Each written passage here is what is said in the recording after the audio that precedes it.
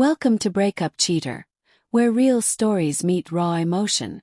True tales of betrayal, heartbreak, and the haunting aftermath of choices that can't be undone. The message popped up on Daniel's phone while he was rinsing the dinner plates. One single sentence that made his fingers go numb. "I've been thinking. Maybe we should try for another baby." From anyone else, it might have been a tender moment, a shared dream, a plan for the future. But coming from her, after everything, his heart clenched, and for the first time in weeks, he felt something heavier than anger: exhaustion. He dried his hands on a dish towel, staring at her words like they were a cruel joke. His wife, Claire, was upstairs putting their daughter to bed, humming softly, the same way she used to hum when they first dated, back when her touch meant safety, not a loaded question. Another baby. She wanted to bring another child into a marriage she had already shattered, twice. Daniel remembered the first time. 2 years ago. It was a summer evening when he discovered the late-night messages, the half-naked selfies in her hidden folder, the trail of desperation and thrill she'd shared with a coworker named Jason. She called it a mistake, a moment of weakness, begged him with tears staining her cheeks as she swore she'd never betray him again. And he, a man who still loved her, who couldn't bear to see his family fall apart, forgave her. Therapy, counseling, promises. They rebuilt, brick by fragile brick. Then last winter she did it again. A different man this time. Neighbor. This time, she didn't even deny it when he confronted her. She said she felt unseen, that she was lonely, that motherhood had made her forget who she was. Daniel remembered standing there, jaw locked, staring at the woman who'd carried his child, the same woman who now spoke like her betrayal was a side effect of routine, something he should have expected. And he stayed. God help him, he stayed again. For their daughter.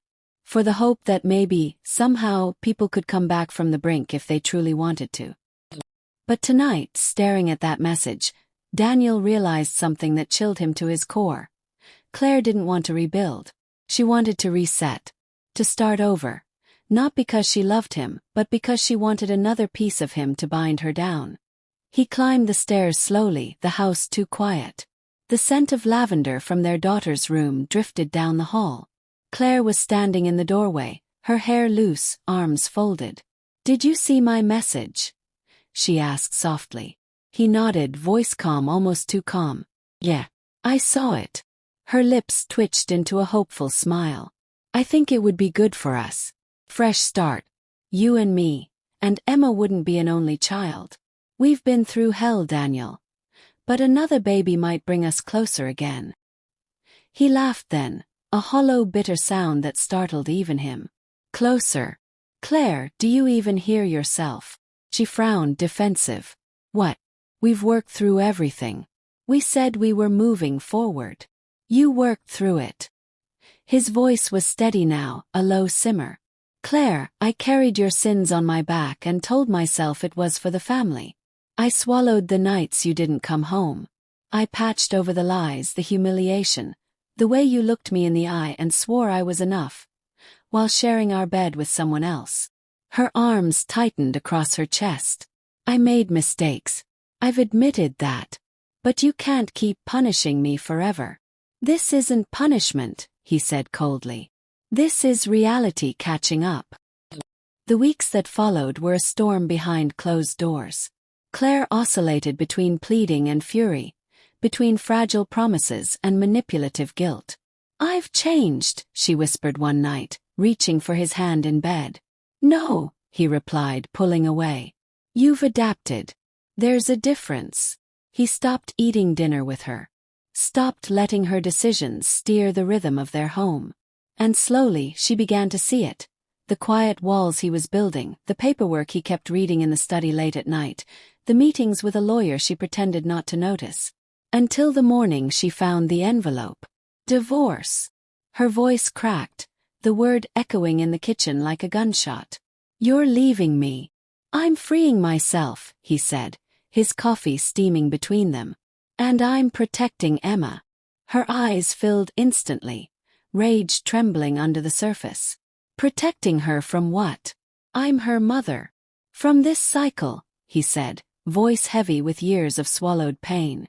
From watching her father become a shell of himself.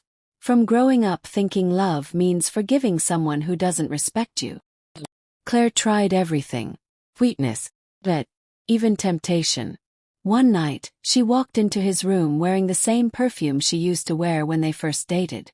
She whispered about that new baby, about a future where they could pretend the past didn't exist. But Daniel didn't touch her.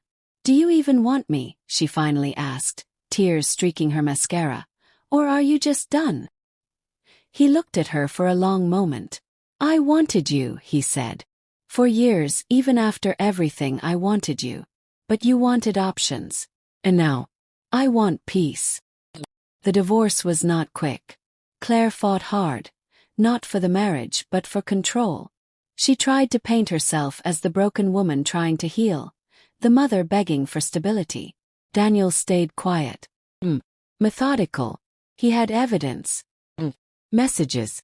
Even the neighbor who had quietly admitted everything when confronted privately. In court, her voice cracked when the judge asked about the affairs.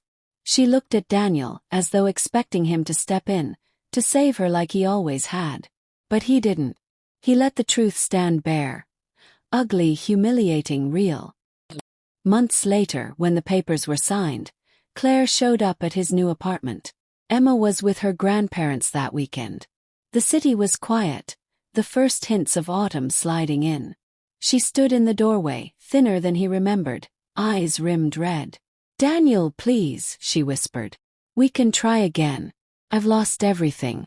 My parents are furious, the neighbors whisper about me, and now I barely see Emma.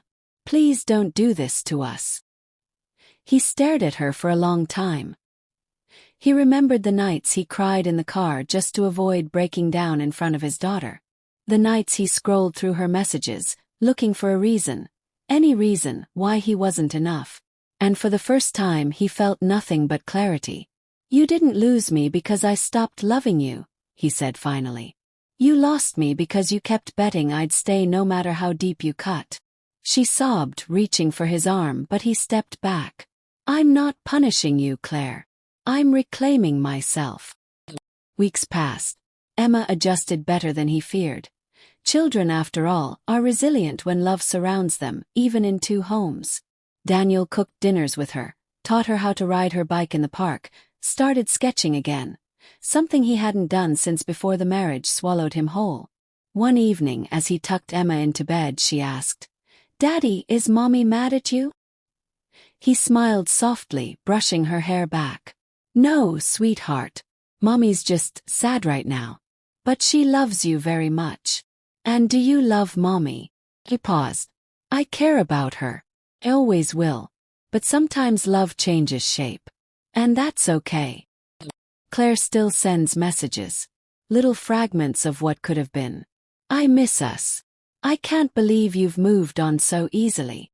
If we just tried again, maybe." He doesn't respond anymore. Not because he's bitter, but because he's free. The night he signed the final paperwork, Daniel sat alone on his balcony with a glass of wine. The city lights blinked below. For the first time in years, his chest felt light. He thought about the years he spent bending himself into forgiveness, about the nights he held her while wondering who else had touched her skin. He thought about that message, the one that started it all. Maybe we should try for another baby. And he finally understood. She didn't want a child. She wanted an anchor. But he had already set himself adrift. And this time he wasn't coming back. Thank you for listening. If this story resonated with you, share your thoughts below. And remember, healing starts where silence ends.